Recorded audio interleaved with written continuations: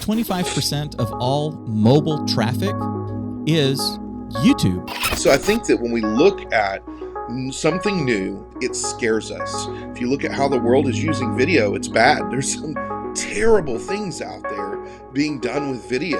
But at the same time, it's just a tool. We can choose not to use it and thus not reach a people group, whatever, or we can choose to use it.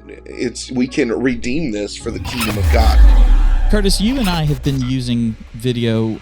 We've individually been using video for decades. I want to talk for a few minutes about why, because I do get asked that with people, especially people that have been in ministry for quite a while and, dare I say, fallen into complacency.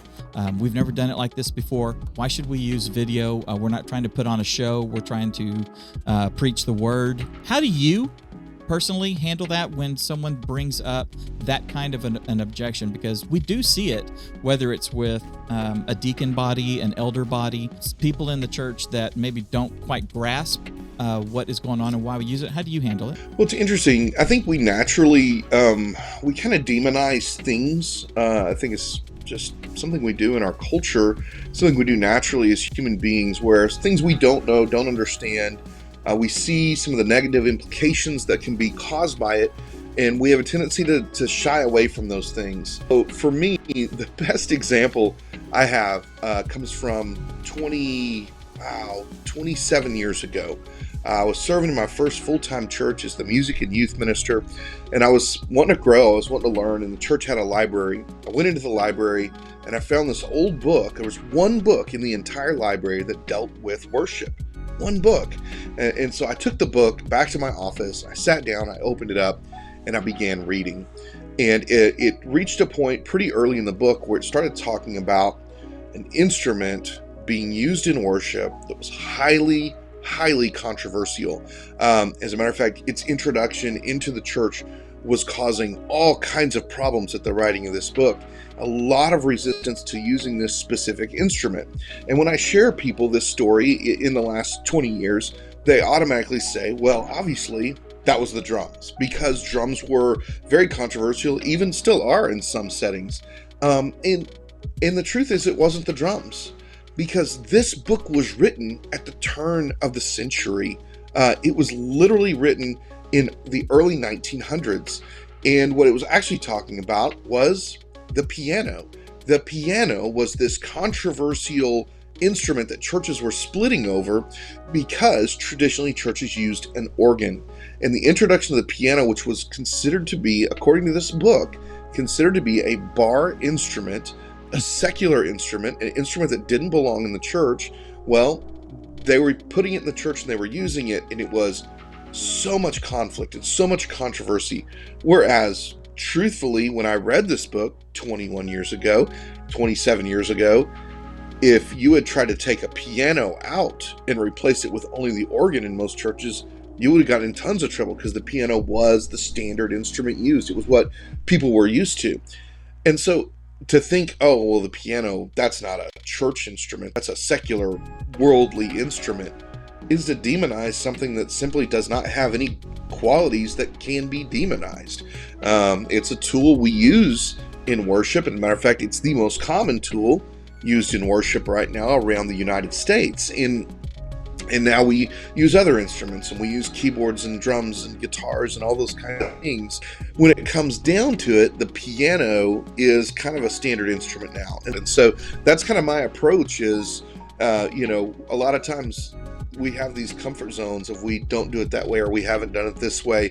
Here in Texas, I don't know of any churches that said, you know what, we are just going to stop our technical advancement and we're not going to integrate air conditioning into our churches, because no one would come, right, because it's too hot. It's like 108 degrees in the summer. Right. And so the way we pick and choose which technology is good and bad, hey, air conditioners are being used in some terrible worldly places where awful things are going on. But we don't look at air conditioning and say, oh, air conditioning is intrinsically evil. So I do think it's important for us to look at how we can use the tools provided to us and really branch out. And I know I'm talking a long time, but in Acts chapter 17, we see the biblical precedent for that. And that's when Paul is standing at Theopolis, and he is literally standing amidst statues of false gods. And he uses them as the example, specifically the unknown God, saying there's a God you don't know, and he's not like these other gods.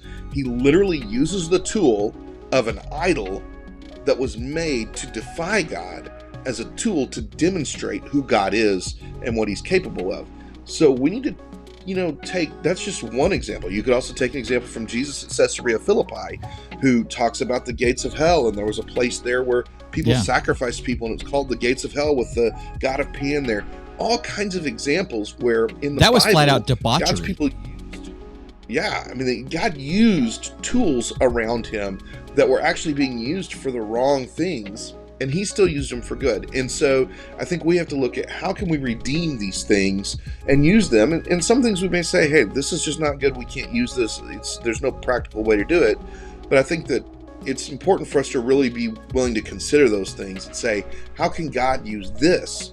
And if he can, then maybe I need to learn how to use it. So that's kind of my response to that. The core of what you're saying is that it's a tool. And it would be like saying, I'm not going to use a hammer because a hammer was used to bludgeon somebody. By the way, if you are enjoying this, if you're getting some value out of what we're doing, we would love it if you would subscribe. We'd love for you to be a part of the conversation. If you ring the notification bell, be sure that you get personalized or all of the notifications so you don't miss a thing. We are doing this. We're uploading things. We have a shorts channel. We have all this sort of stuff that we're here, and we're doing this all for you to help you learn how to use media and technology to amplify the gospel and to help change people's lives. So when we're talking about video and why it is so important, I wanted to share a couple of stats with you. Nielsen Gauge report shows that YouTube leads other major streaming platforms on the internet as far as viewership goes, right? So other streaming platforms like Netflix, Hulu, Amazon Prime, YouTube is the leader in all of that. So what does that tell you and I, Curtis, is that YouTube is a viable platform, and right now it is a platform that most people are going to consume content overall. Oh yeah, I mean you got to get your cat video fixed, right? I mean that's Right. that's everybody's gonna have a cat video. I mean it's one of those things where YouTube, if you even just yesterday I was talking to a family, and they were saying, our daughter likes to go and she can watch her TV in her room. And of course the door's open and they know what she's watching, and she's actually watching YouTube. She's not watching a show. She's watching, somebody's clip about this and somebody's clip about that. I was on YouTube last night looking up how to do something. It is the destination, even in the world of social media, in Instagram and TikTok, where we've got these shorts and stuff, which are all good things.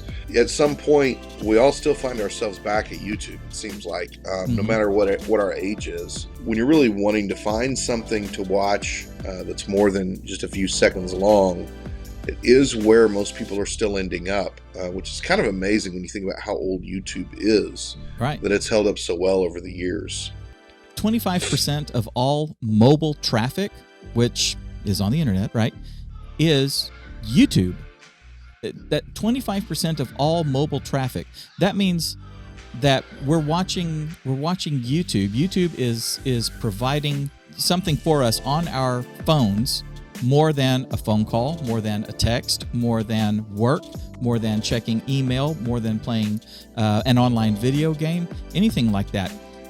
25% of all mobile traffic is on YouTube, which means that people throughout the day are on their phones looking at YouTube, consuming something. Now, one of the things that they're consuming on there is shorts. You mentioned shorts here just a second ago. YouTube Shorts get 3.5 billion daily views as of 2020. Shorts wasn't the big thing back in 2020. It was coming on. People were starting to take a look at them. Here we are in 2023. It's more than that. It's in fact, the statistic I read is like 1.5 billion logged in YouTube viewers are watching shorts. 1.5 billion logged in, like signed into their own account, people are watching shorts. If that doesn't tell you that just the subset of shorts itself is a huge target for you and me and our ministries to go after, I don't know what does.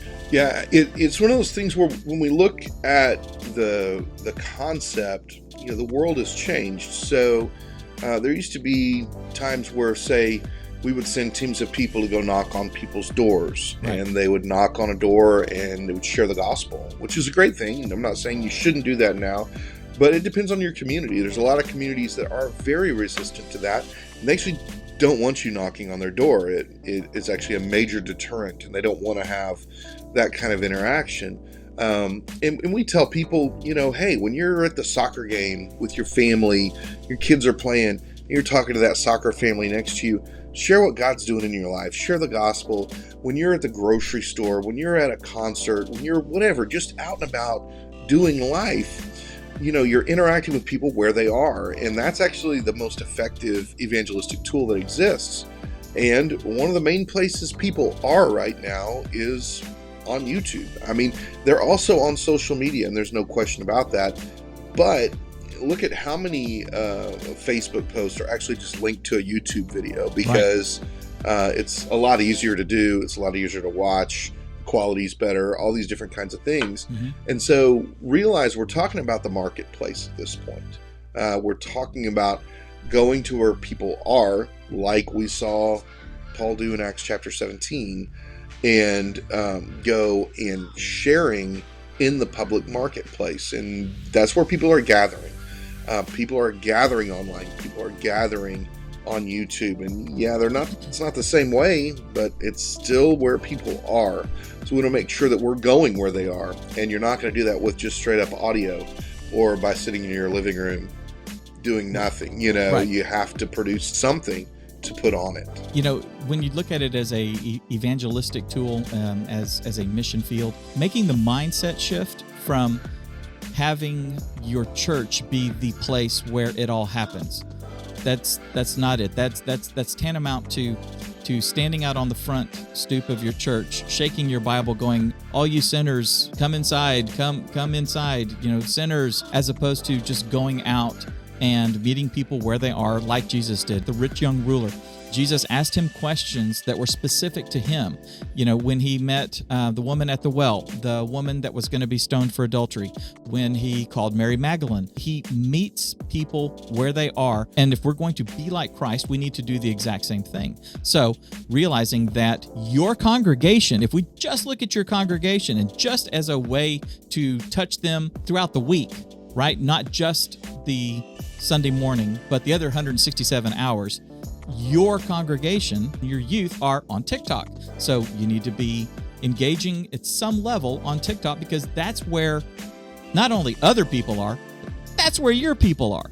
So keep that in mind. Gen Z, my kids, your kids, Curtis, Gen Z uses video probably more than anybody else or any other generation. They are constantly just go to Walmart and watch a 21-year-old walking through Walmart doing their shopping. They're not even paying attention to what's going on around them. They're looking at TikTok and scrolling as they're walking. Why aren't they bumping their heads or anything? But that is where they are, and that is where they're seeking information. As you can see, video is a powerful tool. Your people are using it. The people that you want to reach are using it. And if you're not using it, you're cutting your chances of being able to get your message to the right people. If you're enjoying this, take a look at this video over here, right there, and we'll see you in the next video.